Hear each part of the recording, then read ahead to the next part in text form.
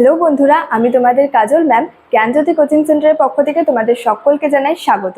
তো বন্ধুরা, আজকে আমি তোমাদের সামনে যে টপিকটি নিয়ে চলে এসেছি সেটি হচ্ছে হরপ্পার যে সভ্যতার যে ধর্মীয় জীবন ও রীতিনীতি সম্পর্কে কিন্তু আজকে আমি তোমাদের সঙ্গে আলোচনা করব।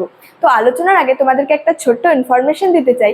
তোমরা যারা আমাদের কোচিং সেন্টারে এখনো যুক্ত হওনি কিংবা যুক্ত হতে চাইছো, তারা উপরে দুটি নাম্বার দেখতে পাচ্ছ 6295916282 এবং 7076398606। এই দুটি নাম্বারের মধ্যে কিন্তু যে কোনো একটি নাম্বারে যোগাযোগ করে আমাদের সাথে যুক্ত হয়ে যেতে পারো। তো দেরি না করে আজকে টপিক সম্পর্কে কিন্তু আলোচনা শুরু করছি। তো বলেছে হরপ্পা সভ্যতার যে ধর্মীয় জীবন ও রীতিনীতি ছিল। হরপ্পার সভ্যতার একটি হচ্ছে অন্যতম বৈশিষ্ট্য হলো হরপ্পার ধর্ম। তো হরপ্পায় যে শিলমোহরগুলি প্রাপ্ত হয়েছিল, সেই শিলমোহরগুলি থেকে কিন্তু হরপ্পার অধিবাসীদের যে ধর্মীয় জীবন ও রীতিনীতি সম্পর্কে কিন্তু জানা যায়। এবং হরপ্পার যে নগরগুলিতে দেবদেবীর কোনো কিন্তু মন্দির পাওয়া যায়নি। তবে হচ্ছে অনেক অনেক ঐতিহাসিকদের ধারণা বা ঐতিহাসিক বা যে পণ্ডিতরা ছিলেন তারা হচ্ছে হরপ্পার সভ্যতার যে নগরগুলি ছিল সেই নগরগুলি হচ্ছে বৃহৎ যেই প্রাসাদগুলিকে কিন্তু মন্দির বলে হচ্ছে মনে করেছেন। কিন্তু সেই প্রাসাদগুলিতে কিন্তু কোনো দেবী মূর্তি কিন্তু পাওয়া যায়নি, তাই হচ্ছে এই প্রাসাদগুলিকে কিন্তু মন্দির বলা যায় না। হরপ্পা সভ্যতার যে ধর্মীয় জীবন, সেই ধর্মীয় জীবন সম্পর্কে জানতে হলে আমাদেরকে কিন্তু সেই সভ্যতার যে প্রাপ্ত হচ্ছে শিলমোহর এবং যে নারী মূর্তি এবং পাথরের যে তৈরি স্মৃতির ওপর কিন্তু আমাদের নির্ভর করতে হয়। এবং হরপ্পা সভ্যতার হচ্ছে যে মাতৃকেন্দ্রিক যে ধর্মবিশ্বাসের নিদর্শন পাওয়া গেছিল। হরপ্পা সভ্যতায় হচ্ছে মূর্তি পূজার কিন্তু প্রচলন ছিল এবং সেখানে হচ্ছে খনন কার্যের ফলে পোড়ামাটির তৈরি কিন্তু ছোট ছোট যে বহু হচ্ছে দেবীর মূর্তি পাওয়া গেছে। এর থেকে ধরা হয় বা যে অনুমান করা হয় যে হরপ্পা সভ্যতায় মূর্তি পূজার হচ্ছে প্রচলন ছিল এবং যে কোনো কোনো সেখানে মূর্তির গায়ে হচ্ছে ধোয়ার চিহ্ন পাওয়া গিয়েছিল। চিহ্ন হচ্ছে দেখা যেত, সেখান থেকে বলা হতো যে হয়তো সেখানে যে ভক্তরা ছিলেন তারা হচ্ছে পুজোর সময় ধূপ ও দীপ জ্বালাতো। তারপরে বলছে যে হরপ্পা সভ্যতার একটি শিলমোহরে এক হচ্ছে নগ্ন নারী মূর্তি অঙ্কিত হয়েছে, যার গর্ভ থেকে নির্গত হয়েছে হচ্ছে একটি চারা গাছ। মানে হরপ্পা সভ্যতায় সেখানে হচ্ছে একটি শিলমোহরে কিন্তু যে এক হচ্ছে নগ্ন নারী মূর্তি পাওয়া গিয়েছিল, যার হচ্ছে গর্ভ থেকে নির্গত হয়েছিল একটি হচ্ছে চারা গাছ।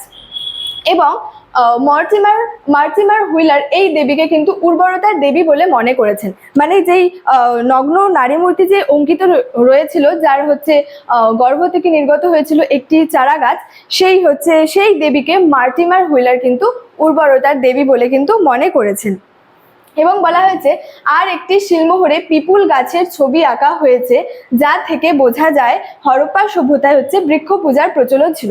এবং সেখানে হচ্ছে একটি পিপুল গাছের হচ্ছে এক শিলমোহরে সেখানে পিপুল গাছের হচ্ছে ছবি আঁকা হয়েছে, যা থেকে বোঝা যায় যে হরপ্পার সভ্যতায় হচ্ছে বৃক্ষ পূজার প্রচলন ছিল।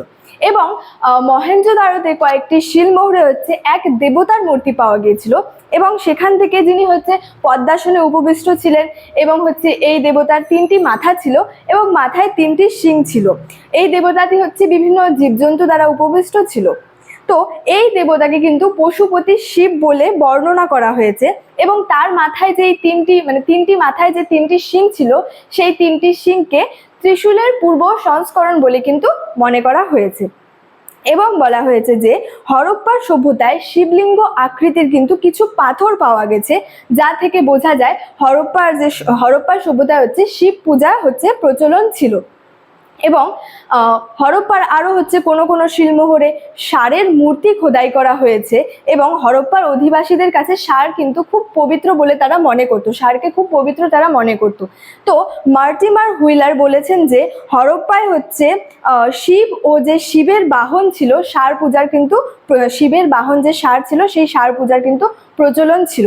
এবং বলা হয়েছে যে হরপ্পার ধর্মীয় প্রতীক হিসেবে কিন্তু স্বস্তিক চিহ্নের ব্যবহার দেখা যায়, যা হচ্ছে সূর্য পূজার ইঙ্গিত দেয়। মানে হরপ্পার যে ধর্মীয় জীবন ছিল সেখানে প্রতীক হিসেবে কিন্তু এই স্বস্তিক চিহ্নের কিন্তু ব্যবহার দেখা যায়, যা ইঙ্গিত দেয় হচ্ছে সূর্য পূজার।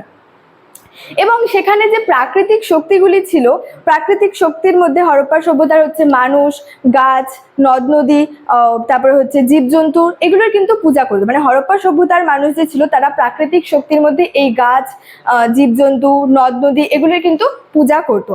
এবং এই গাছপালার মধ্যে হচ্ছে পিপুল গাছকে তারা কিন্তু বেশি পবিত্র বলে মনে করতো। এবং সিন্ধু উপত্যকায় হচ্ছে বেশ কিছু হচ্ছে কাগজের মতো বস্তু পাওয়া গিয়েছিল। মানে সিন্ধু যে উপত্যকা ছিল বা সেখানে হচ্ছে যে কাগজের মতো কিছু বস্তু পাওয়া গেছে, যা থেকে বোঝা যায় যে হরপ্পার যে মানুষ ছিল তারা হচ্ছে অশুভ শক্তির হাত থেকে রক্ষা পাওয়ার জন্য কিন্তু কবচ ধারণ করত। এবং বলা হয়েছে যে সিন্ধু উপত্যকায় কিন্তু নাগ পূজারও কিন্তু প্রচলন ছিল। সিন্ধুর অধিবাসীরা কিন্তু পরলোকেও বিশ্বাস করত। তারা হচ্ছে যে সম্ভবত বলা হয়েছে যে পরলোকে যে মৃত ব্যক্তির আত্মা যাতে শান্তি পায়, সেই আত্মার শান্তি পাওয়ার জন্য কিন্তু তার জন্য হচ্ছে মৃতদেহগুলির সঙ্গে তাদের যে ব্যবহার্য যে জিনিসপত্রগুলি সেগুলিকেও কিন্তু তারা কবর দিয়ে দিত। এবং কখনো কখনো এটাও বলা হয়েছে যে মৃতদেহকে দাহ করে তার যে ভস্মটা ছিল সেই ভস্মকেও কিন্তু কবর দেওয়া হতো।